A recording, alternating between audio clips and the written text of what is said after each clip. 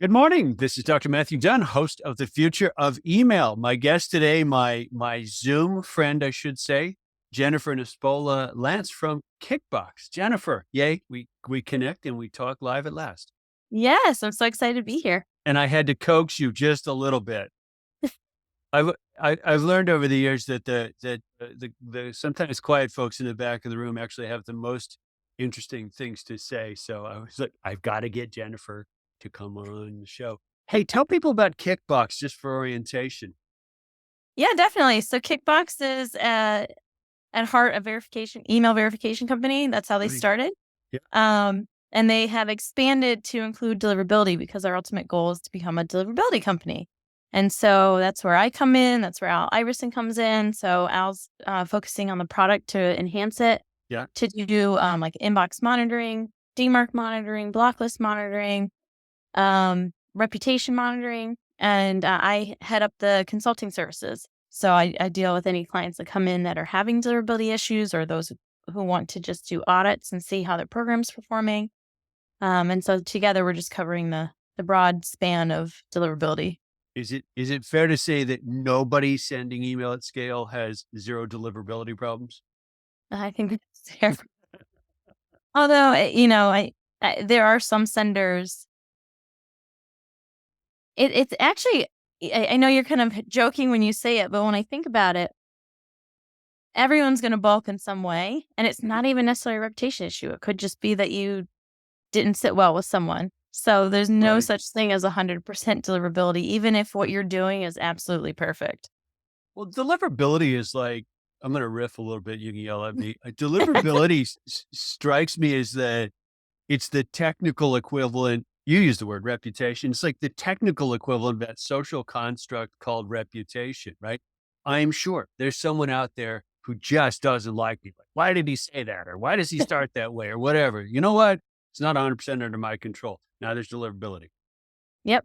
Yep. That's And about right. at the same time, as you said, Kickbox edging more and more into deliverability space, there are ways to improve it, to make it better. There are things you can do or avoid doing Mhm. to get ultimately to get the impact out of those outbound messages to your customers and prospects. Because if you don't reach them, it has no impact at all, right? Exactly. And you've Exactly. got a lot of background in deliverability specifically, don't you? Yes. I always forget how much. It's like I've been in email since 2015. Okay. No, 2005. I'm like the Just number trimmed off, kid. just threw a decade away, like Stop. just a zero, right? A one. It Or, doesn't matter. Um, but I did different things throughout my time yeah. at the company. So Yeah. I was started coding emails, and then I went to leading the team as a team lead, and then I went to training. So I knew our platform, I knew how it worked, and I traveled a lot to train users of it and how to use it properly, and all the Mhm. things they could do with reporting and coding. And then I went to managing the production team, and then I got into deliverability, and that I Mhm. just kind of fell into, but I fell in love with it and I've stuck with it since. That's an interesting it's an interesting back and forth between, let's call it, you know, managerial side and technical side, Mhm. things that you do with your day. Not everybody manages to go back and forth. So good for you. Did I I was always the type of person that um I like to work hard, and then I was never one. There are some people when I hear them speak, I'm like, oh, they're go getters. They really go out and they reach for things. I always fell into things. Hey, Jen, you want to try this? And I always said yes. And so that was my uh, thing. And because I never knew what to look for. But if someone was like, do you want to try it? I was like, sure, why not? And then I why just kept not? going. Yeah, well, and kept going quite well and successfully. You mentioned Al Iverson. I have actually not spoken with Al, but I know he's got quite a reputation in terms of his accomplishments in Hmm. this space. So fun to work with peers like that, huh? I I feel like I'm selfishly benefiting more than anyone being able to work with him because I ask him a lot of questions. And not only is he amazing at what he does, he is a great person. He's an ally, and he's just someone that you can talk to about anything, but he never shies away when I'm like, "Hey, I got a rookie question for you." And he won't just answer with a very simple, he'll give you background and resources and stuff. So he's been, um, for me, and he was always someone as when I got into the he'd already been doing it for a long time. Yeah. So, I would read his articles, and he's always gracious on giving information even when he didn't know me. Mhm. And, so being able to work with him and be like, "Oh gosh, you were like my idol." Uh, been fun Nice. for me. Yeah. And I Yeah. So I mean, that is one of the fun things about a job where you get to acquire, new knowledge, new skills is it's going to be the people you work with that really Mhm. make that come about to a considerable extent. So you end up at the back and forth phase between those technical efforts and folks like Al and yourself Mhm. and actual customers, right? You work directly with accounts. Yes. Yep, that's what I do in the consulting. So they'll come and say, "I'm having problems at Gmail," and then because we're not the ESP, I can't just go in and deep dive everything. So we spend a lot of time educating in our audits. So we can say, "Well, give me all this information, and then let's talk about what it is," so they can take that knowledge after the audit and apply it. Mhm. But then they'll have to go into their tool, and sometimes we'll do research or we'll reach out to our peers in the industry. And that's another thing that's great about this industry. If you go to someone at an ESP and say, "Hey, I have a client. Can you show me how to do this?" Mhm. Everyone's like, "Yeah, sure." Nice. Uh, Nice. it's not one of those like, "I'm not going to help you." So it's been really nice. So we've been able to help clients say, "Hey, you didn't know what that branded domain is, but you need one, and let me show you how to do it." And we do that through all of our partnerships and our connections and relationships with others. Nice. So you end up meeting people at all levels and layers of Mhm. the email stack. On I was chatting with another guest yesterday, I think, and and we were just going off a bit on how email looks simple because everyone's used to hitting send and how Mhm. much depth there is, how many layers, how many bazillions of messages, and literally thousands and thousands of people Yes. involved in keeping the roads rolling. It's Mhm. complicated as heck. Yeah, very much. And I used to think it was super simple. And then I was like, "It's not simple." Because when I started, email code is like the basic form of HTML. Yeah. And when you think about web pages, they're doing crazy stuff with it Mm. to make these pages interactive and beautiful. And you get to email, and it's like you go back to like make a table and add colors and do this and go as simple as you can. But the rest of it's really complex. Yeah, yeah, And when you hear anyone talk on some of the industry threads about email and what they're doing, there's so much fit that I'm like, yeah, that one's man. I don't know how you yeah. do that, but Well, okay. it's partially it's the scale thing, right? When there's 300 plus billion messages flying around a day, you've got to Mhm. figure there's some complicated stuff involved in making all of that work. Yeah. Back to email HTML for a second, because you said you started as an email coder. Yes. It is. I, if you haven't put your hands on that stuff, and particularly if you put your hands on a modern, let's use the term web page, you have no idea the constraints that us poor email folks are fighting with. It's like I started web page activity in the 90s, and it still looks like that inside an email. It's like I know, and to make awful. them beautiful and Oh, engaging is yeah, really difficult, and I think that's why there's such a push to and people getting together to say, "How do we make email really effective for customers?" And so if you can't do it with the code, yeah, mailbox providers are gonna help you. yeah. And so they start to roll out things like, "I'm gonna scan your email and figure out what's a travel email, and I'll help highlight that." Or, if you can just put some schema or some other codes in there, Mm-hmm. this will really help the experience because we can't do much with the body of the email. It's really kind of boxed in, but I can do it in my tool. So just put a little bit more and I'll take that out and make it better within my interface. Or, the people who try to push AMP and stuff like that, that's the only way that you can make these emails even more advanced at this point in time. There's there's a stage in the evolution of anything where there are things that just don't change. because there's, Mhm. there's too much of it out there. I'm making this up to make the point. Are we going to ever change the electrical plugs in the walls in American homes? No. Why? Because there's too many plugs out there. Right. And as much as I kick about email HTML and like how 90s it is, I don't think we're actually going to change the base standard. I think we're going to keep using it for for the future. Probably. I'm sure there's something out there working on working Mm, something. Um, but, you think about electric cars and how the car is advanced. it's true. With you have to have the motivation and the purpose to say, we almost have to force it.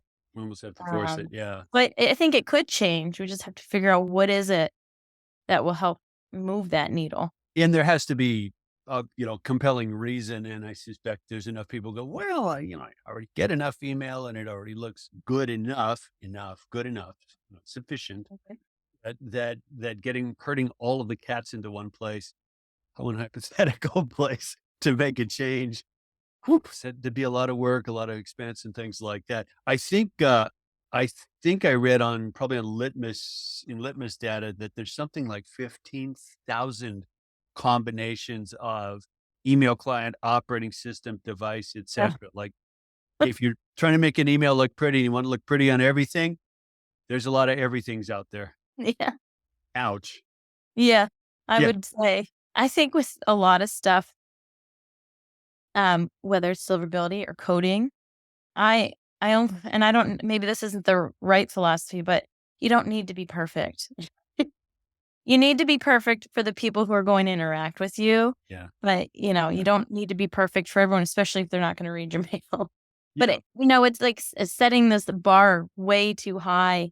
If someone's like, "Oh, this really obscure client Yeah. is having a pixel gap." It's like, well, Yeah. what's the benefit?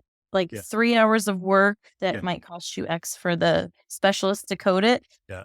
for someone who may or may not even click. So, Yeah. Yeah. That's a flippin' expensive pixel line, isn't yeah. it? To fix it. And at the same time, there's a bit of a black box problem where we don't always know either how many of them there are, though we can get closer to that, or what effect that thing that we think is a problem is actually having. Did this email do better because it had a pixel gap or not? I'm right.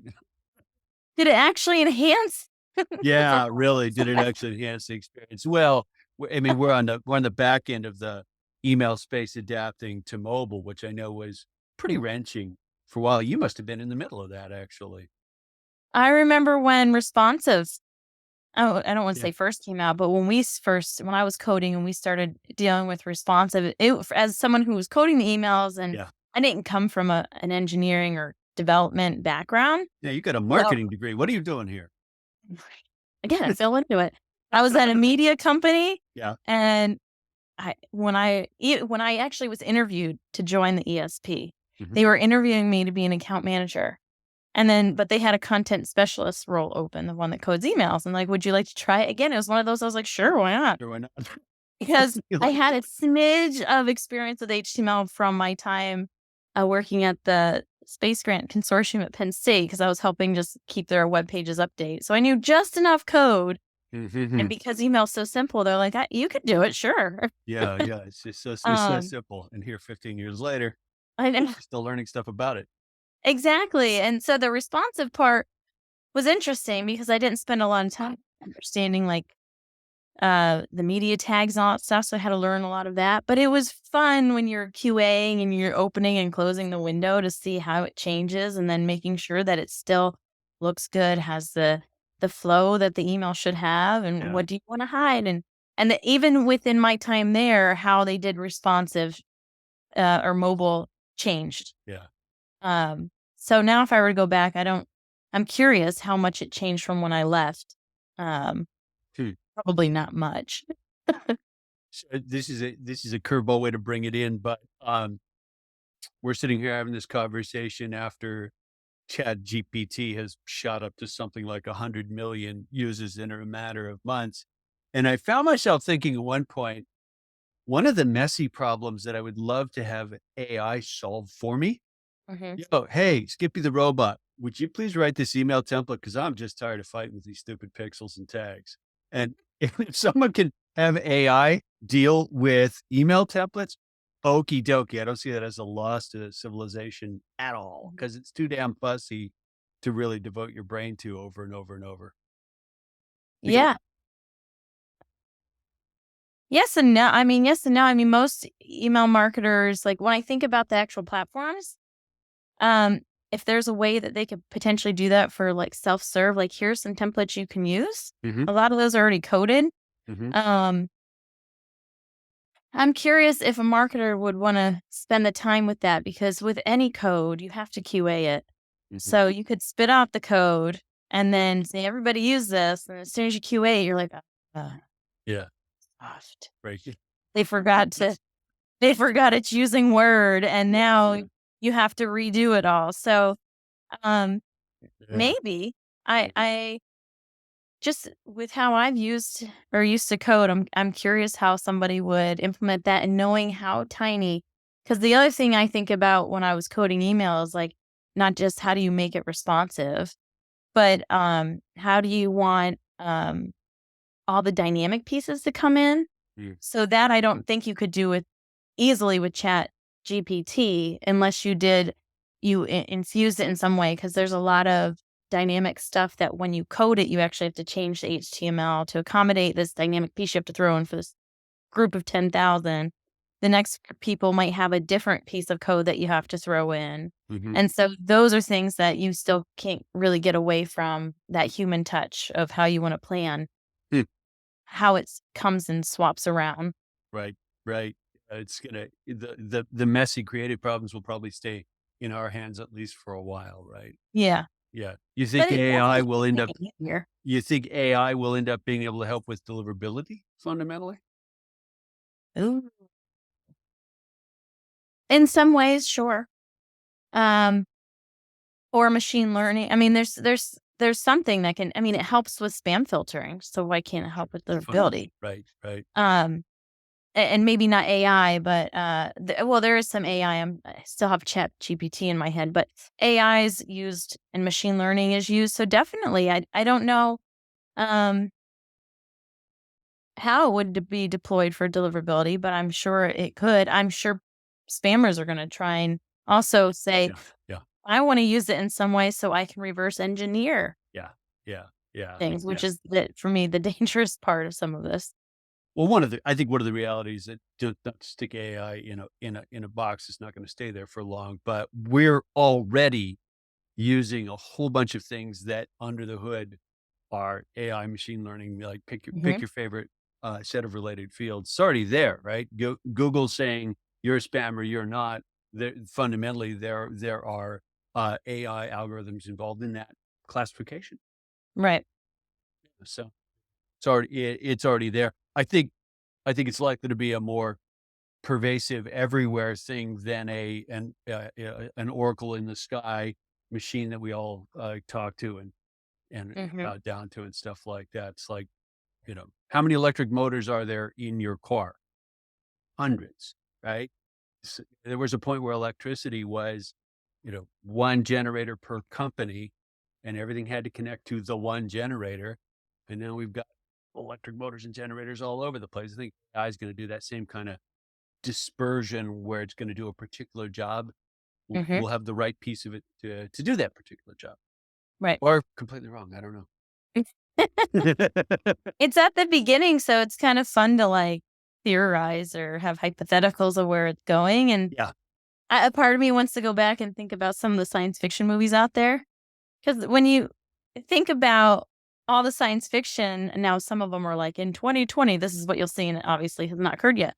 Yeah. But it's amazing where those minds of people who write that stuff up, where they go, and sometimes it's actually realized. Yeah. So, a part of me wants to go back to, like or some of the books about where the future's gonna be Yeah. and say, "Is that realistic knowing where we are today?" Right. Right. Okay. Arthur C. Clarke theorized, geosynchronous satellites before anyone was capable of chucking them up there into Mhm. orbit. Turns out he was right. It works, right? We depend on it now. Yeah. Nav system in your car? Arthur C. Clarke. Pretty direct line. Wow. You sci-fi buff? I dabble. I wouldn't say I'm a buff though. I enjoy it. Hey, when you've got kids, your reading has to get squeezed into a smaller space. That's my experience. What's reading? Yeah, right, exactly. Right. It's that thing we do in little tiny fragments in between this, that, and the other, right? Or you at the point now, sometimes I'll read a blurb and then I'll get to the end and I'm like, I don't know what I just read. Because you just either burn out or you spent the whole time listening to your kids fight in the background and you're like, I wasn't really reading here. I was Well, you contemplating how to, you know, yeah, uh, diffuse that. referee this Yes, discussion. yes. Well, you've got the double down going, right? Small kids and uh, the 21st century, flood of information that we're all trying to grapple with, and not necessarily doing that well at. How do you keep up professionally? Like, how do you keep learning about the space aside from picking Al's brain?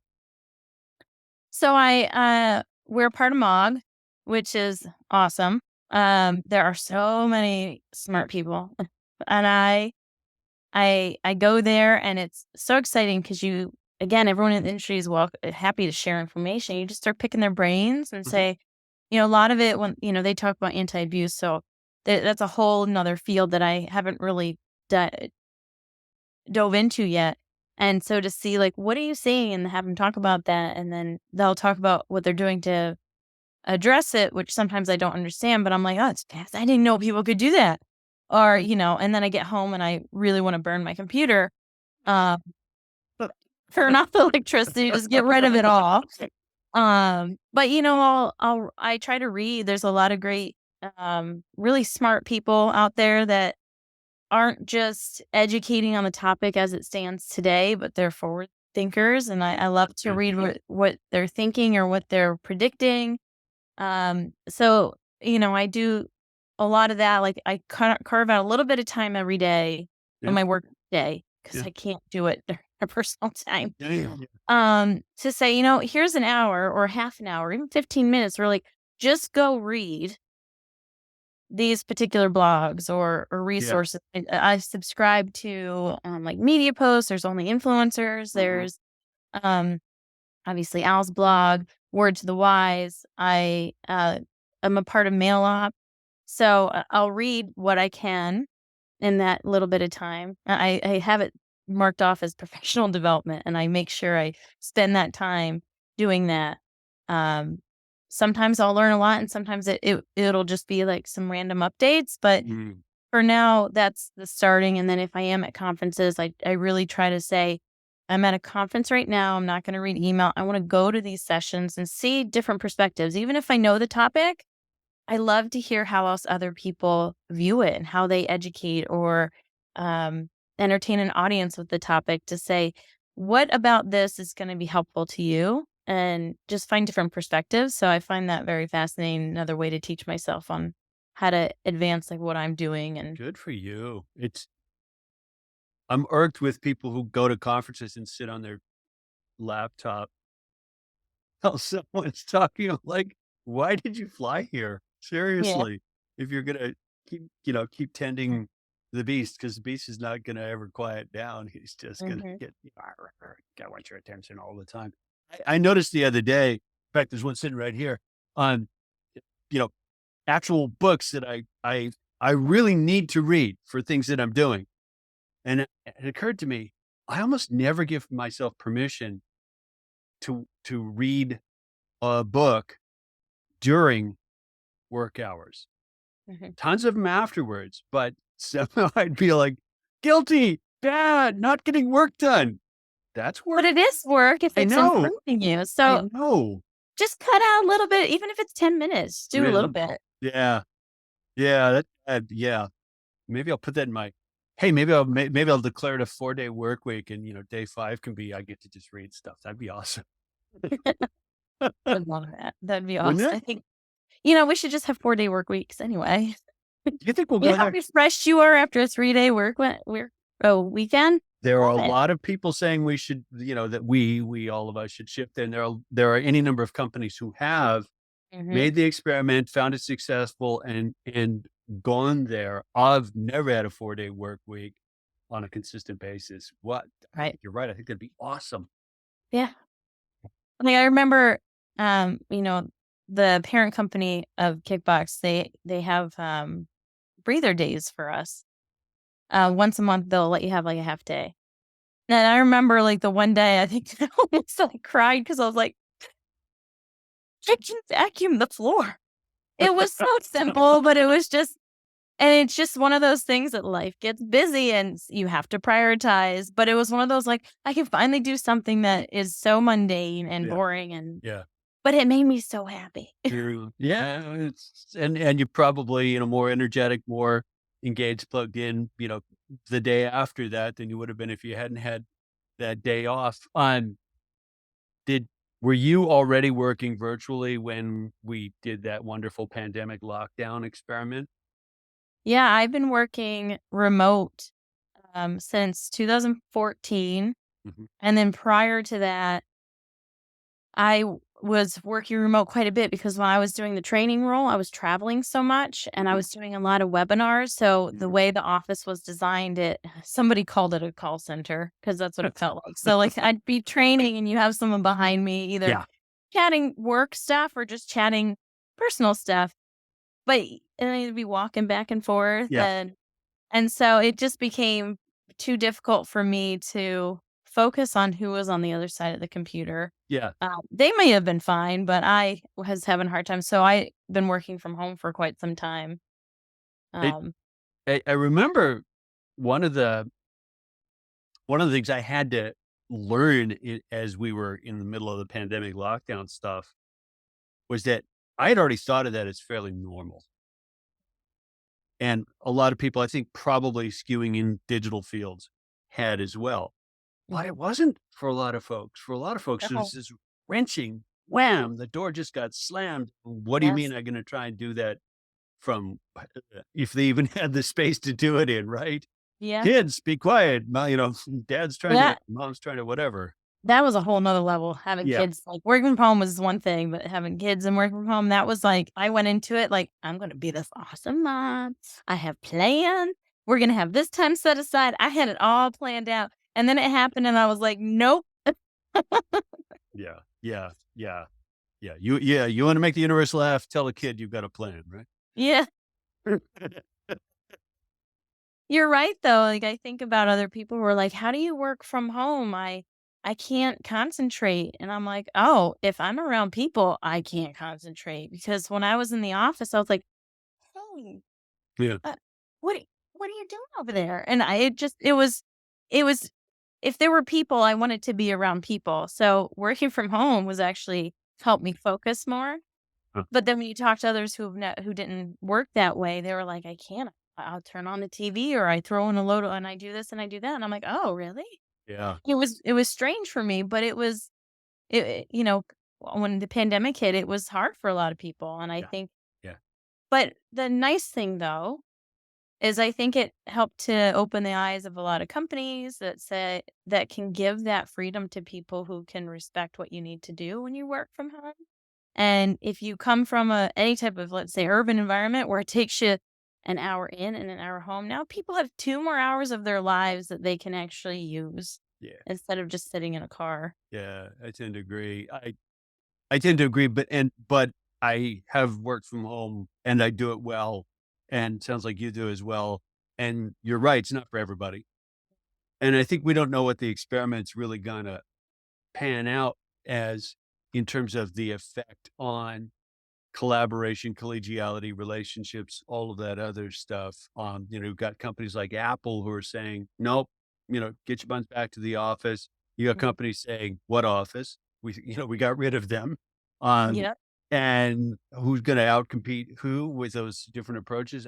I don't think we really know the answer yet. I, I do like, I do like that it seems to have put a bit more choice in the hands of the, person actually doing the work. Like, "Hey, as long as I get done when I'm Yeah. supposed to get done, why do you care where my what chair my butt is in at the moment?"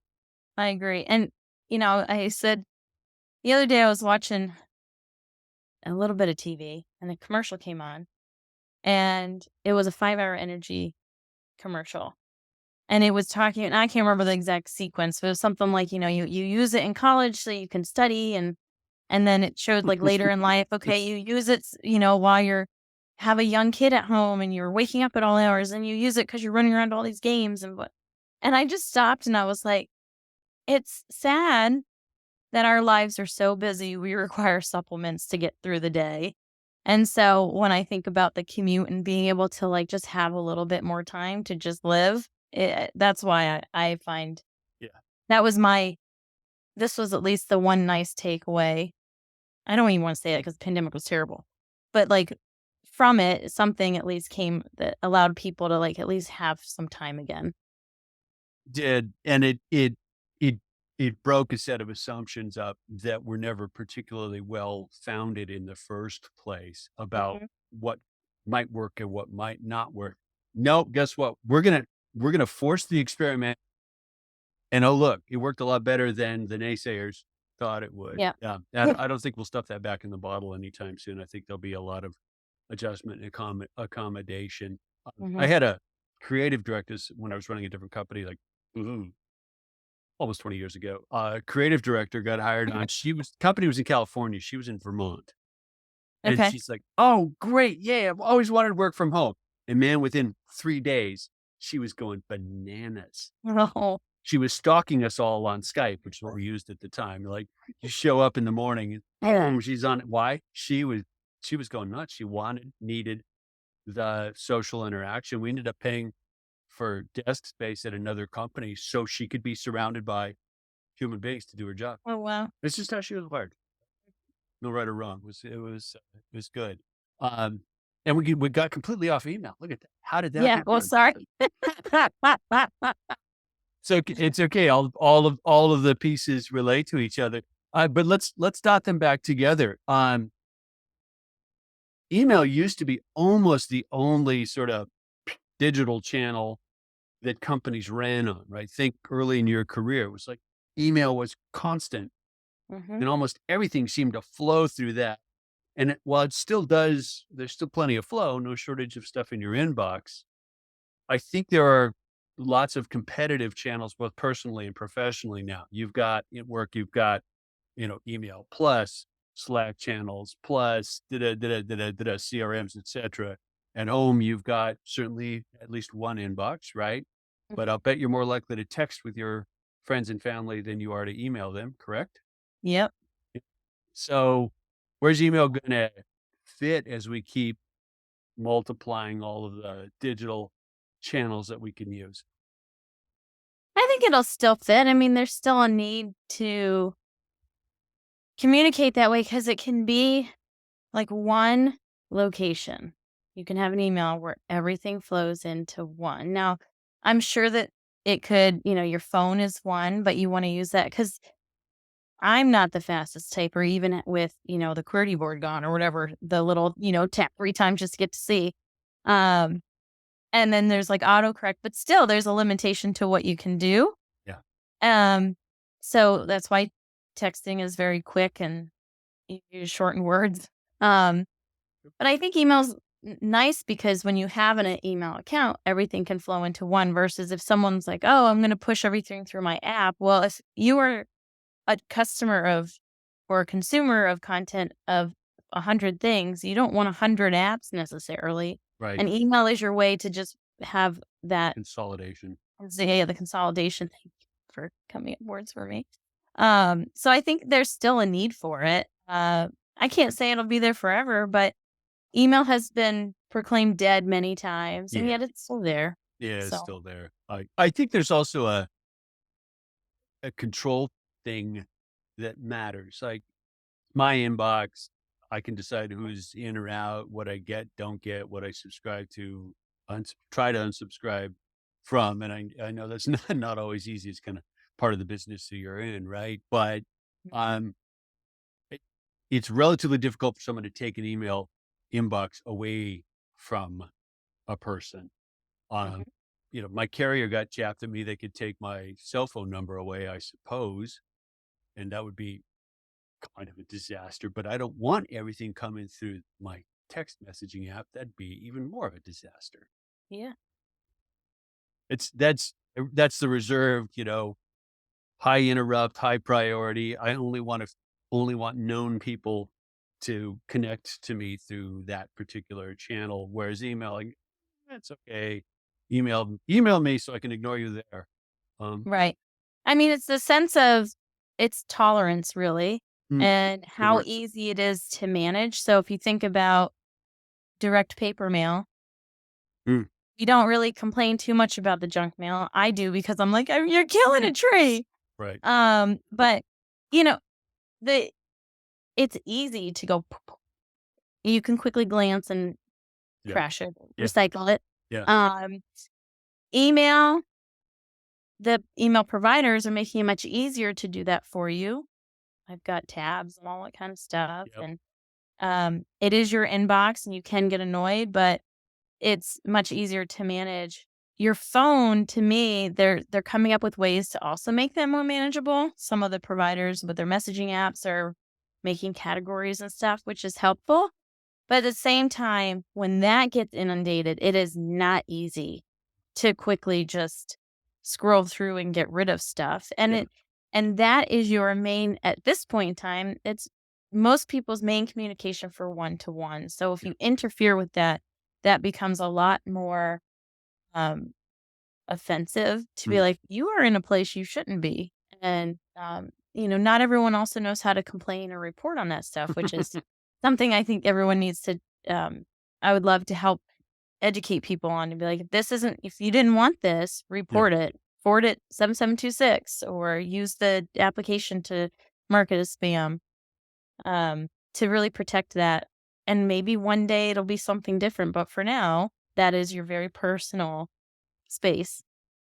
We we haven't had as much abuse and spam in the text channel as I thought we might. And I know that there are legal boundaries with some teeth to them that may play a role there, right? If I get an unwanted text, I can make it very expensive for the Mhm. guy on the other end, which means he probably didn't start it in the first place if he knows that that's possible. So that's one. Um, but I also think we'd be likely to push back a lot harder. Unwanted email, you kind of go, right? And you can blow it off. It's a tolerance word you used. But an unwanted text or 2 or 3 of them in a row, I'm gonna lose my temper really fast at that because of what you said. It's like, I didn't want you that I didn't want you in that channel. I'm saving that, right? That's for Yeah. one to one. That's for people I said could, things like that. And it's also controlled by fewer parties, I think. So with mailboxes, True. anyone can spin up a mailbox. It's true. You know what I mean? And well, maybe not anyone, but there's a lot of options out there and they all have different rules and they don't always talk to one another. And with your carriers, they work very closely together. They're controlling a small number of carriers are controlling a lot of Yeah. um, the pathways. Yeah. So I think that can help control it. There's also, like you said, better laws. And I Yeah. think I'd love for CAN spam to be updated, but more importantly, I'd Hmm. love for a data law to be out there to be like, you shouldn't even have that person's data, let alone message them. I'm glad you said that. I tend to agree with you. Do you think we'll get there? Data I law. think so because, the states are paving the way. And Yeah. at some point, someone's going to be like, I don't want to deal with 50 laws. Yeah. Yeah. Just, just do it already. Just Yeah. make it federal. Yeah. Yeah, because the state laws, I mean, California has made an impact with their privacy law, but still, aside from the expense of navigating 50 different ones, as you alluded to, I think there are people who will still ignore it because they, their likelihood of getting wrapped on the knuckles in California is low enough. Maybe, Hmm. yeah, and we are lagging. We, the U.S., are lagging there. Most other nations have kind of gotten their data and privacy house in some degree of national order where we haven't quite figured it out yet. Right. Hmm. Yeah, yeah.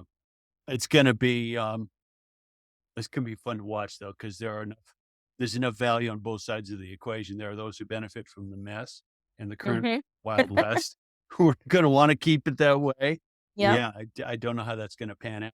I've actually got a you were involved with the ESPC, weren't you? You were on the board of the Yes. ESPC for a while, Email Sender Provider Coalition, Mhm. When I was at Zeta, they were a right? board member, and so I got to step into that role for a little bit of time. So that was really fun, and being able to participate and hear the discussions around the laws that were coming out, Yeah, um, what they were doing, how alike they were to one another, how different they were when some have private right of actions and some don't. yeah, big deal. Um, so to continue to see. At the time, I feel like it was only a handful of states, and now there's a lot more that have Yeah, rolled something out. yeah, The degree varies, but yeah, it's nice to see each one's like, okay, we need to do something, because I do think that people are understanding it's not just about a marketer has my data. Ooh, it's the volume, like the data breaches, and if you shouldn't, why do you have this person's data if they're not really interacting with you? Because now they're at risk if someone breaches your database and does something with it. It's, the selling of people's data, and they don't even know it's being sold. right, right. There's all these other things that I think if someone was like, "Oh, I don't care," that's fine, but nobody even knows any of this stuff is happening. So it's there's no choice because no one knows they have a choice. Mm. Yeah, yeah, and we end up paying a cost without sometimes without realizing it, I think. Mhm. Um, the what's the word I'm looking for? The psychological toll of someone being in a better position to try to influence me because they have data about me is a Mhm. cost that I'm paying without realizing it. I mean, Mhm. it's a trivial example to bring up, but go spend 10 minutes on the web shopping for fill in the blanks, garden hoses, whatever. I don't care. And then Right. watch what starts popping up as you do other things. Oh, why am I seeing yet another garden hose ad? Right. I don't want it anymore, but it's profitable. It's easier if Mhm. there's a inference that that's what I'm interested in to chase me down and show Right. me more of those. I Right. want the magic button that says, "I bought the hose. Shut up, okay? Back off now." Yeah. But then you also have those people, who, like, I think I was looking at something and my husband was, and then he's like, "I'm starting to see ads for this, Jen." Yeah. I'm Yeah. like, "Sorry." Yeah, I didn't do Uh, it. and then that's simple between us, but imagine in a family or with kids, and they're looking at something, now it's revealed to parents and Yeah. vice versa, and Yeah. so it starts to go way beyond the fact that you have a data point about someone. It's Yeah. influencing so much more than that. Well, and then the inadvertent one, I've maintained a separate my wife and I have separate Amazon accounts because there's no cotton picking way to surprise her ever if I don't have a separate Amazon account, right? She'd be like, "Why are Right. you shopping for fill in the blanks?" "Oh, it's your birthday. Sorry, honey. Busted." Okay, we just do the, "Oh, it's your birthday? Yeah. Happy birthday." Yeah. Yeah. Happy birthday. You stick it in the list. I'll actually hit the buy button, so it'll be like present, right? Just put it in there on the day of. Right, Happy yeah, something. Well, there you go. If anyone from Amazon is listening, you need a sort of a secret shopper function where with a shared account, I can go look for something, stash it away without it coming back and popping up in my, significant other's face if she happens to be logged in as well. That's cool, and with that, your searches would go with it. Should, should. Yeah, I mean, yeah, that would be nice. Back to sort of email text domain for a second. Does Kickbox or do you end up professionally grappling with companies that are starting to bridge from email marketing into email and SMS marketing? Did it affect Well, your professional life at all? not too. It did a little bit in my old life. I think there is a need, and or there's an appropriate reason to do both. Mhm. Some people are fine with SMS, and I think that's okay. I think when you shove it down their throats, that's where it gets a little bit much. Or if you get egregious with, I'm going to send them daily communications, that's too much. You have to just understand when it's appropriate, Mm. when it's timely to do SMS versus email. Do you have Because any SMS, like actual marketing side subscriptions where you've said, yes, I want to hear from company X in the form of SMS? to get a coupon, and then I hit stop. Yeah, same. In fact, there's two companies I think that I've not hit stop yet because it's kind of fun watching the little science experiment. And what I see is from the sample set of two, they are doing now what email marketing was doing almost 20 years ago. Like they seem to Mhm. think that the only possible use of this channel is sale, sale, sale. Right. And what it's trained me to do is to just wait. Like, if they've got a Yes. widget that I'm interested in, like, I'll just wait because sooner or later, they're gonna send me a message saying that widget is on sale, and then Yep. I'll spend less on it. So, kinda backfiring on them, in my Yeah. humble opinion, because the only thing they ever tell me is, "Oh, amazing, fantastic sale, and it'll be here tomorrow as well," right?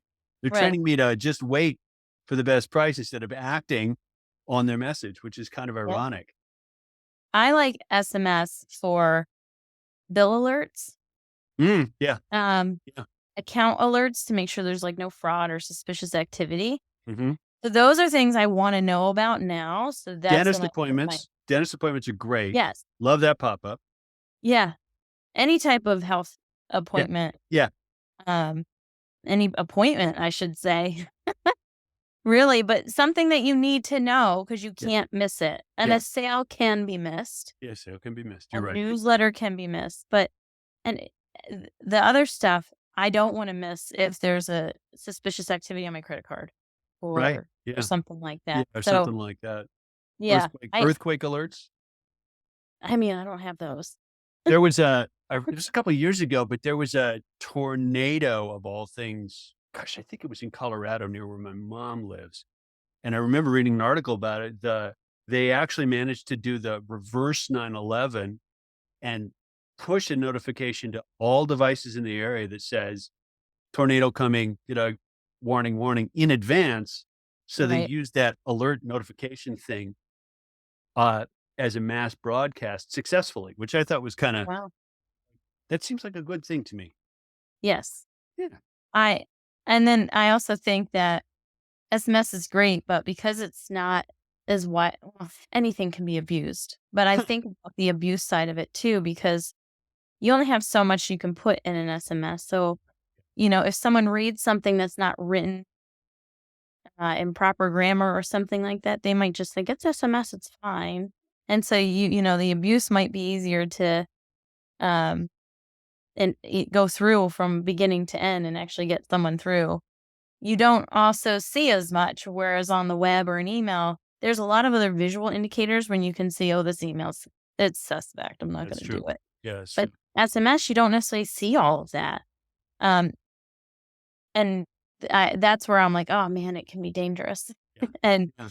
and with all of this too, I'm always curious, like, how much youth is learning about the dangerous side of it because 'cause they're using technology even more than we did. Um growing up. So I think about that too. How are they using SMS?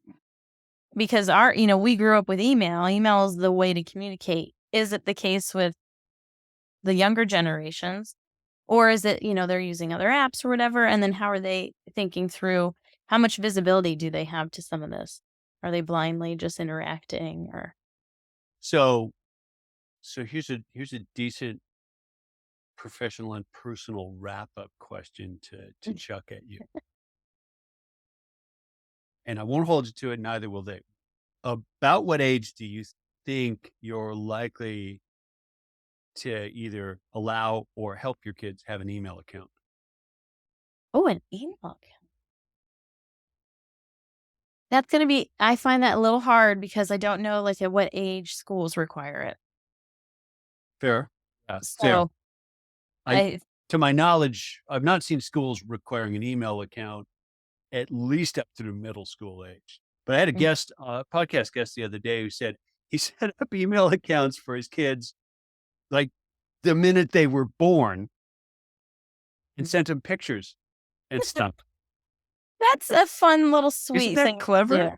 That is very sweet, and then they're older, they can open it up. Yes, I'm gonna go through these. They probably won't go through like the 500 emails or whatever that's there, but maybe. Don't that's know. that's very sweet when you think about it that way. Yeah. Uh, I'm not sure when I'm gonna do that because I If the think it school really didn't require it, what's your gut? oh goodness, I don't know, probably teenager. It really depends on the maturity of each child. Like if I can explain to them, you can do this, and they get it, Mm-hmm. and like, if they were 9, then perfect. If they're at 9, they were like obviously like, oh, it's an animal. I'll click on it. Then no. Right. Right. So I Danger think for issues. me, and it's just I have to determine like when we're interacting on some type of technology, do they understand when I say don't do this or don't do that? Yeah. Yeah. And can they replicate it on their own? Yeah. Um, or you put very strict settings on their accounts until you feel they can do it. Yeah. Yeah. That'd be a solution. My experience, and my kids are older, considerably older than yours, but when they hit the applying for college stage, they Mhm. had to have an email account. I had set them up Right. earlier than that, and they ignored it. But when college applications became a thing, at least at that point in time, that was the channel. College was like, all of Yeah. this stuff is going to come back and forth in email. Mhm. I watched that, and that was their on ramp to email. I think their use before that was relatively small, but now they've each got multiple accounts. They're used to it Mhm. for business, work, personal, etc. It's like, it's your home address, kid. Like, sorry, Right. you're gonna have it. You're gonna use it for probably the rest of your life. Right. Mm, And I mean to your point right there, I don't even know if they need email up until that point. right. Yeah. Yeah. So, Yeah. I mean, I guess they could do online shopping, but usually I don't know if they do it on their own without help from the parents. So, Yeah. I'm And not sure. it's harder for kids to get credit cards still, thankfully. I I think my first email account was in 1998 or something like that. I remember I Ooh, was like, someone said a friend of mine set it up for me. Like, "Hey," and I go, "What's email?" Like, I yeah. remember not knowing what it was, and I'm like, "But what do you do with it?" And like, go on the and I remember going to the library to go on the internet 'cause we didn't have internet at home, and sitting there and you dial up and stuff, Yeah. and it just, like, wishing somebody would email me because I had it, but I had no friends who also had email accounts, so it's Right. like, at that time, we didn't need it, and I'm not sure if kids need it terribly that much today until they get a little older and they need it for a more professional reason. Yeah, and I don't think they'll get the same thrill out of "You got mail" as, some of us did at particular points in time when it was a rarity. Yeah. As now it's not gonna, any kind of digital message. Not "Everybody hang up the phone, it's my turn. I need to get back when on there the was line." back when there was one phone in the house, or maybe Yeah, phone and an extension or yeah, something like and that. a really long cord. And a really long I like the really long cord. Yeah, I could pace the house with a really long cord. Jump rope with it. And then cordless phones. Oh, this is so high tech. I could I go know. almost to the front door. Stuff Uh, has changed a wee bit, huh? you should have a separate podcast about technology and, like, back in, I don't know, the Don't 70s, 80s, 90s, and what is it don't today? tempt me. Don't tempt me, because I can actually I can play an age card there. I lived in such a small town that we had 4-digit dialing and party lines. That's awesome. And I was talking with Georgetown class for Gene Jennings, mutual friend of ours. And I said party line, and then it occurred to me, and I said, I'll bet you have no idea what I just said, did you? And one of the students was like, yeah, I don't know what a party line is. Holy mackerel. Social media for farmers, kind of.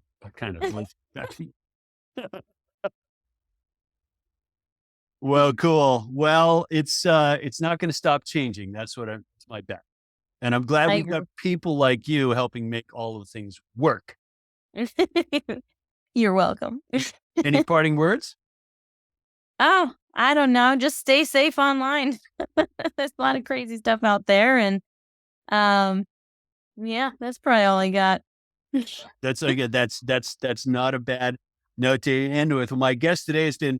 You can use all three words, Jennifer Nespola Lantz, because that's Yes. your kickbox, and you learned Italian. Was that in college or before?